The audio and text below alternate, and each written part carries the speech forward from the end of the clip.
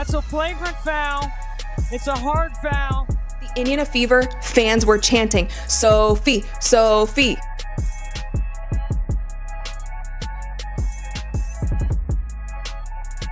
In a fierce showdown where Caitlin Clark was relentlessly fouled and left unprotected by her teammates, the crowd's roars echoed one urgent plea: stand up and act. And Sophie Cunningham, she truly delivered.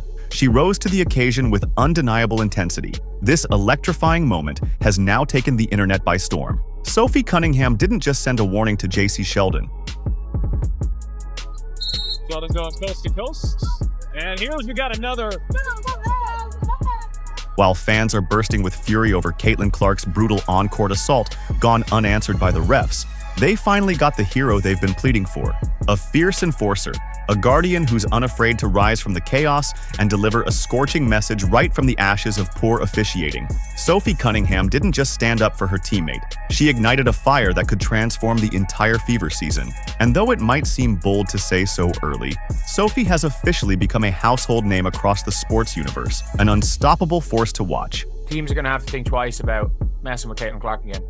The ripple effects are already undeniable. Just 48 hours after that thunderous game, Sophie's name is dominating everywhere. Viral clips, trending topics, fans buzzing with energy. The atmosphere has shifted dramatically. This isn't just Fever versus the league anymore. It's Caitlin Clark versus the entire world, and Sophie Cunningham has now claimed her throne as her fiercest protector. They didn't know, like, whoa, I can't believe this is happening. I can't believe people are doing this to Caitlin Clark. Teammates weren't jumping in there. They bring in Sophie Cunningham. I had no idea. Sophie Cunningham was a black belt at the age of 6. Yeah. Yep. Boom! Wow. There's no denying that the Fever's showdown against the Sun marked a new low for the WNBA. Criticism of the officiating has been a constant and loud debate. Kelsey Plum recently broke down in tears, pleading for improvement and fairness. But what unfolded in that game against the Sun made it painfully obvious. It's open season on Caitlin Clark, and the referees aren't stepping in to stop it. When they allow that stuff to happen, and it's been happening all season long. All season long. It's not just this game, it's been happening all season long. This is what happens, right? This is what happens. You've got competitive women who are the best in the world at what they do, right? And when you allow them to play physical and you allow these things to happen, they're going to compete. And they're going to have their teammates' backs. J.C. Sheldon targeted the very face of the league, and amidst the chaos that ensued, Marina Mabrey delivered a shocking body check, sending Caitlin crashing to the court. Watch when Caitlin Clark is trying to create some space. It looked like she just got hit in the eye there. Ooh, and Marina Mabrey. I missed that one, Idona. JC's swipe wasn't just careless, it was deliberately targeted. And Marina Mabrey didn't merely bump Caitlin, she sent her flying across the court in a savage collision. This angle is wild, folks. There's the eye gouge. Watch Mabrey. Boom! I mean, come on. And when you check out the other camera angles, it becomes crystal clear. What seemed intense in real time was even more outrageous upon closer inspection. The severity and unfairness of the play are impossible to ignore. Such reckless conduct would have instantly been flagged in the NBA, but in the WNBA, it apparently just rolls like another Tuesday. Even though Lexi stepped up to confront JC, the overall response from the Fever on the court, especially from Stephanie White, felt lackluster. While she did redeem herself in the press conference, showing professionalism, fans were yearning for her to channel full Bob Knight and launch a chair right then and there. Let's be honest, that would have made for an incredible visual, considering Knight's iconic Indiana coaching antics. The commentators were genuinely stunned that Marina Mabrey wasn't ejected for the brutal body check. And here's the real kicker. Caitlin Clark is currently more vital to the WNBA than Steph or LeBron are to the NBA. That's not a hot take. That's simply the truth. We've already seen the impact when Caitlin missed 5 games. The league felt her absence deeply. It made me think if this was LeBron in the NBA, think if this was Steph Curry in the NBA, do you really think that the NBA would be allowing certain players in the NBA to go after LeBron the way that Caitlin was chucked to the ground? Do you think if another player came up, blindsided LeBron, chucked him to the ground after he had just been poked in the eye, that the NBA would be like, oh yeah, technicals, nobody's ejected, just a common technical foul? That would never happen. It would never happen. Ratings didn't just decline, they plummeted. Fever games experienced drops of over 50%, and overall league-wide interest took a nosedive. You'd think there would be a league-wide mandate, Wrap Caitlyn in bubble wrap, give her star treatment, enforce real protection, do whatever it takes to safeguard their shining star. So, this wasn't merely a bad missed call. It was an outrageous mishandling of the league's most valuable superstar, a serious black eye for the WNBA. And now, everyone's losing it. Fans, analysts, even former players are all calling out the refs. Even as good as that rating was, Caitlin Clark's good for about 1 million extra viewers. Despite the Fever building a commanding lead and cruising toward a dominant victory, with Caitlyn already sealing the night with that incredible three-pointer and some icy trash talk to the Suns bench, something still felt incomplete. It was as if the game hadn't truly reached its conclusion, that the story wasn't fully told. And then, out of nowhere, Sophie Cunningham stepped in, ready to make sure her voice was heard and the moment was forever etched in history. And I mean, when I tell you social media is setting the WNBA on fire right now, not in a good way, that's the understatement. With the game already secured, Sophie Cunningham delivered a hard foul on JC Sheldon, then seamlessly channeled her taekwondo skills. She let loose a cathartic, powerful expression of defiance. It was more than just a play. It was an explosive release of frustration. Fever fans, WNBA supporters, Caitlin Clark fans, everyone fed up with how Clark has been treated, finally saw the pushback they'd been demanding. But this moment went far beyond a single play involving JC Sheldon. It felt like Sophie was fighting a battle that had been brewing for weeks, years even, of cheap shots, missed calls, and blatant disrespect. Like she was sending a clear message on behalf of every fan who's watched officials turn a blind eye. This wasn't just a foul, it was a collective payback, a fearless statement that enough was enough. That's a flagrant foul. It's a hard foul. And here's where things truly escalate. This goes far beyond a single hard foul. What happened against the Sun feels like a critical turning point for the league itself. While the WNBA might eventually confront its officiating problems and make genuine changes, what's undeniable is that the lack of consequences for this, a blatant face swipe followed by a body check on the league's biggest superstar, crossed a line that cannot be ignored. I truly think that this was a message that she was sending to the leagues, to the officiating, just like to everybody, because it is, if you are watching any of these games, you are seeing that there is a disparity in the way that it's being officiated, and the Indiana Fever are held to a standard that no other team is held to. There are two major consequences from that game, and both are monumental. First, Caitlin Clark supporters, who have been already frustrated for over a year, are now seething with outrage. They've endured media belittlement, been told they're not real basketball fans, and faced outright insults, all while filling arenas and driving viewership to new heights. And after witnessing Caitlin get battered with a face swipe and a body check that went unpunished, their frustration has morphed into outright fury.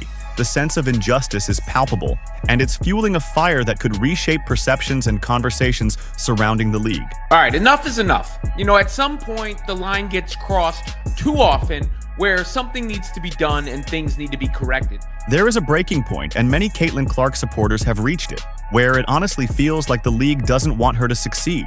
When that feeling takes hold, something fundamentally shifts. Fans begin rooting for two conflicting outcomes: for Caitlin to keep dominating, and for the league to unravel without her. Because if the league refuses to protect her, promote her, or even recognize what she's doing to elevate the sport, then what's left to hold on to? Why should her fans stay engaged? This toxic cycle breeds division, pushes her supporters away, and ultimately hampers the league's long-term growth.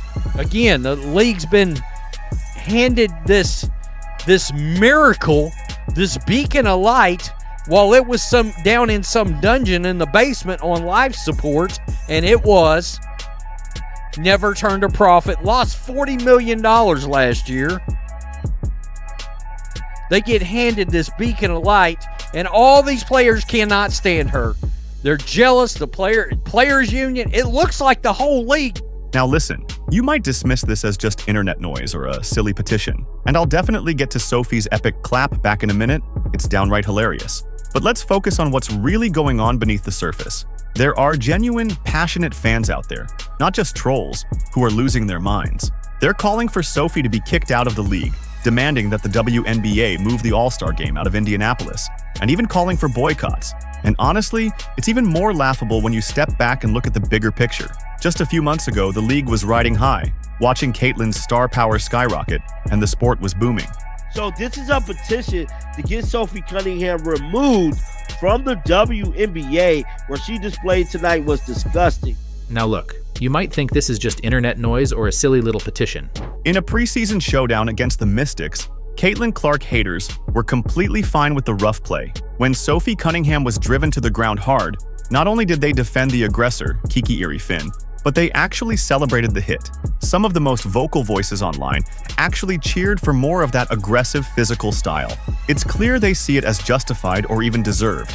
Yet when it comes to protecting Caitlin, the narrative flips entirely. This stark double standard highlights the underlying issues and the toxicity fueling the conflicts in the league today. The anti-Clark fans, I am seeing them not only celebrate Kiki Erie Finn in this situation, but say that Sophie Cunningham was at fault for what happened, and she got what she deserved, and saying good job Kiki Erie. This is just my perspective, but it really seems like there's a segment of the league and its fan base that simply can't handle Caitlin Clark taking center stage.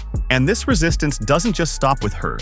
It applies to anyone who supports, plays alongside, or defends her on the court. Just look at what happened after the Sky game. When Angel Reese was fouled by Caitlin, the outrage swiftly shifted, and the Fever players and fans came under attack. They were questioned about their toughness, their reactions, even their character, all because they didn't respond the way some people expected or wanted. It's almost like being associated with Caitlin Clark in any way makes you a target. Again, it's Caitlin and her teammates against the entire league and fan base, facing relentless pressure, criticism, and even hostility just for existing in the spotlight. We are seeing literal people, not threats of violence, but people encouraging violence against a player. And that's not on. That's not on for nothing. There are people literally out there encouraging violence against Sophie Cunningham. And these are the people that want to say another fan base is the worst fan base in the WNBA, and they're encouraging literal violence against players. And with all of that simmering beneath the surface, the stage was set for what's about to unfold with Sophie Cunningham. Because she didn't just defend Caitlin, she stepped into a role fans have been craving for years. She became the enforcer, the fearless voice willing to draw a line in the sand, to send a powerful message, and to make sure the league takes notice. That moment, the flagrant foul, the viral clip, the raw energy, has already begun to turn Sophie into a star. Not just in Indiana, not just among Fever fans, but across the entire sports universe. Because in just 48 hours, everything has shifted. The game has changed, the narrative has shifted, and Sophie's rise is undeniable. She's become a symbol of resistance and boldness that's resonating far beyond the basketball court. The kind of stuff that's being said to them, the stuff that's being said to Kelsey Mitchell, the kind of things that are being said to Natasha Howard are actually wild. People have taken a photo of these women and circled a bullseye on them and have said, "It's on site when I see you." Those are actual threats. Sophie Cunningham's bold move is blowing up everywhere. Social media is electric, and her clip is going viral across YouTube and all platforms. This matters, and here's why. Caitlin Clark's fan base isn't just loyal, they're massive, outnumbering any other player's followers in the league by a wide margin. They don't just watch, they organize, they post relentlessly, defend fiercely, and push Caitlin's star even higher. And Sophie didn't just ride along. She stepped in front of the train, declaring, "Not today." She defended Caitlin on the biggest stage in the midst of chaos and physicality, acting when fans were craving someone to stand up. And now, she's being rewarded for it. Within 48 hours of the game, Sophie gained nearly 600,000 TikTok followers. That's agents making calls, brands lining up to get involved, and people who didn't even know her name 2 days ago calling her the bodyguard of the W. Guys, it's actually insane how viral this has already gone. There's so many NBA accounts who are tweeting it. I was getting ESPN notifications about it. Like, it is wild how much traction. Her jersey sold out within hours. Fans rushing to grab it, even those who didn't know her name just a week ago. The support skyrocketed, and the passion was undeniable. And as for the petition to get her kicked out of the league, Sophie had the perfect response. She didn't just stay silent, she let her actions do all the talking, turning the entire situation into a rallying cry that only fueled her rise. The momentum was unstoppable, and her message was clear. She's here to stay, and she's not backing down. Sophie Cunningham's jersey has sold out. I repeat, the Sophie Cunningham Fever jersey has sold out. Ultimately, people show their loyalty through their wallets and where they focus their attention. And this is a clear, powerful sign. Sophie Cunningham, already a recognized name in WNBA circles, has now shattered through as a Caitlin Clark fan favorite. Here's what I mean. Critics often claim Caitlin Clark fans only care about her, that they ignore the league or her team just to root for one superstar. But that's simply not true. Yes, they love Caitlin, but they also deeply support the entire team she represents. They rally around anyone who has her back. And Sophie? She went all in, stepping up, taking a hard foul, sending a message, risking her own body to defend the face of the league. That loyalty didn't go unnoticed. I don't believe this is some fleeting reaction that'll fade next week. Sophie Cunningham has just won lifelong support from Caitlin Clark's core fans. And when that bond is forged, just look at history. Kate Martin, a second-round pick who averaged fewer than 3 points last year, sold more jerseys than the reigning league MVP because she was Caitlin's Iowa teammate. So, ask yourself, what do you think is about to happen to Sophie after she just went full enforcer mode, took a flagrant foul to send a message, and connected with her fans on a deep level? She's about to make a serious bank. They got beat up by the enforcers. But Sophie Cunningham has responded to the petition by just retweeting a freaking post about her jerseys being sold out. That is a response, is quote tweeting her the petition. Like that is the best way of going about it. First off, Sophie Cunningham has always had the makings of a superstar personality. During her time with the Mercury, she was moonlighting as a TV analyst for the Phoenix Suns. And she proved she's not just good, she's natural on camera, charismatic, and completely at ease in the spotlight. She can chop it up with the media, engage fans, and never sound like she's just reading cue cards. She's got that instinct, that presence that draws people in. I wonder how much money Sophie Cunningham is going to make on endorsement deals this summer. Like, I think Sophie Cunningham's endorsement deals are going to go into the millions, are going to be in the millions this year. I think they're going to be in the millions this year. Because if you are not only like good in front, like she's good in front of a camera, she is now known as the Caitlin Clark's enforcer. And like, it's something that matters. It's something that really, really matters. Many already dubbed her the Fever's most underrated signing. A true X-factor quietly fueling everything. The one who provides Caitlin Clark and the team with the toughness, spacing, and leadership they need to dominate the WNBA. For me to come in here knowing what I've been taught, I kind of want to spread it around, especially with how talented this group is. I'm just excited to kind of maybe be that calm piece when it needs to be calm, that feisty, sassy stick up for my teammates when it needs to be that. And so just kind of reading the room and, you know, whatever the team needs that day, being able to provide. Thanks for watching. Be sure to like, subscribe, and activate notifications so you never miss a moment. And don't forget, click on the screen to check out the next video. You won't want to miss what's coming next.